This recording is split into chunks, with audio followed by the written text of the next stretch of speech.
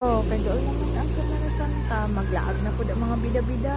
Sa walay kwarta na panglaag dira, tan-aw lang mo aning video ha.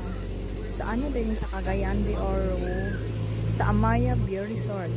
Mao ni siya diri gikan ang Salapi, paadto dito sa spot ngayong atuan. Tag 350 de ang per head ani. All access na kung asa ka mo adto, asa ka mo laag, picture. Kaya video ha. Gikan ni dito, paadto na ni sa spot nga amo ang tuyukan. Mo ni siya magsakay ka kay kung maktaso ni mo ni hangako nakapadto sa imong hang atuan. Mo na may naag din na siya libre nga sakay paadto dito sa nindot na nga view. Dito mo tanan mag picture.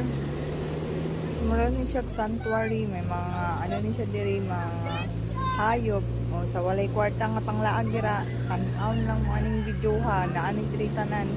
Kung wala mo pa spot nga makuha na ibig sabihin nag picture ko ana mo nang entrance diri sa ano paadto na dito sa mga view ng mga nindot sa Amaya Beer Resort. Kompleto din ni sila diri na ay tulugan, na ay kaunan, na ay kanang mga swimming pool o maligo-ligo mo na before mag-start ang atong tour i-unsa day mo ana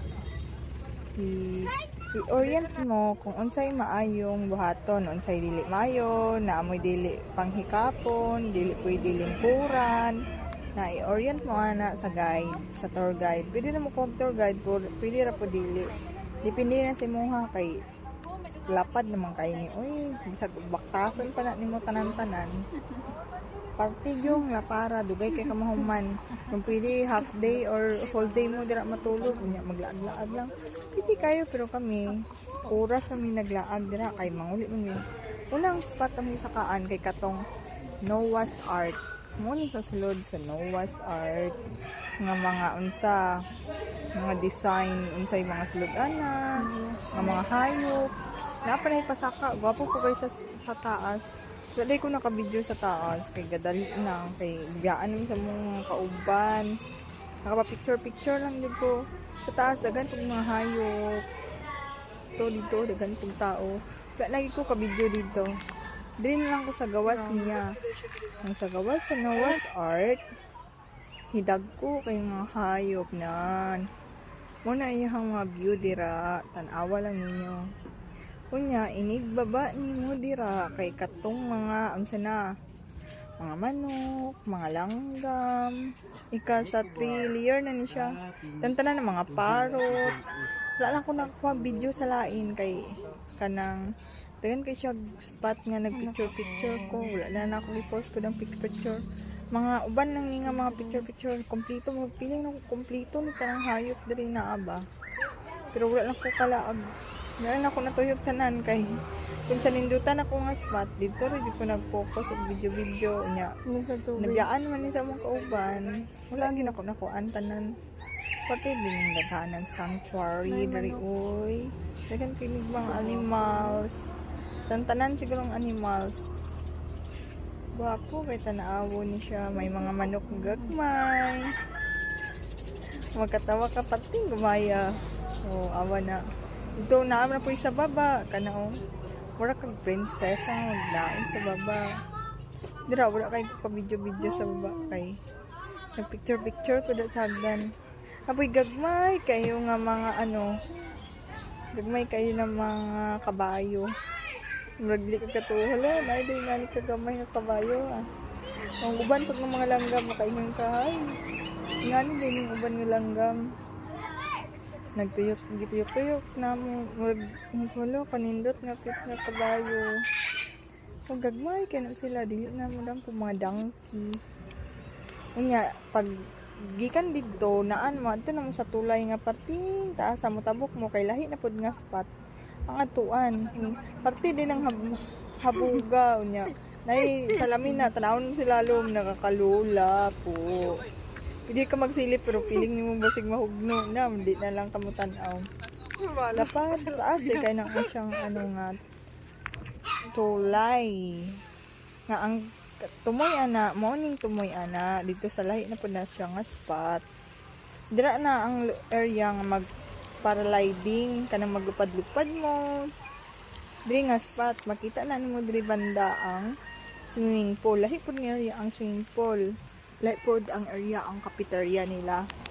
So kung daghang ka kwarta, pwede ra ka magstay diri. Wala ko kabalo pila ang bayad sa stay. Basta kung magtuyok-tuyok ka dira, 350 per head. Sa rooms, wala ko kabalo. Pati sa swimming pool, wala ko kabalo. Na sila yung cafeteria sa baba. Dili, kung magutman mo, naogra mo dito. Sa baba mo ni sa rooftop. Morning rooftop diri sa cafeteria. Kaning na po kaya nga aquarium. Nagko kayong mga isda. Daghan kayong tao diri ay. Dili gani ni weekend sa mong pag-adto diri kanang ano ni siya. Bisag unsa nga adlaw siguro kapin daghan ng tao. Dagko kayong mga koi. Nindot ko tan-awon. Ano na siya? Napo ni area ng mga pambata. Wala pa kayo ako na apil og video ang ilahang lobby. Gwapo po kayo ilang lobby. Muna, pababa na sa cafeteria. Sa baba na cafeteria. Og CR. Na, nindot po kayo ng CR na mo ng swimming pool dito sa Picas area. Na po ang swimming pool. Lahi po ang bayad kung mag-adto kang swimming pool. Kani nga area sa mga pambata na ni tanandra, mga cartons, mag-zipline, magsaka-saka sa bato. Kompleto na sila diri. Napod na sila yung cafeteria. Diri nga area ang zipline. Huwag katong bike ata. Lingaw kay mga bata diri kay naaslay mga slides na ay kanang saka-sakaanan sa mga bata na dira o. Unang area sa mga bata diri na ay duyan.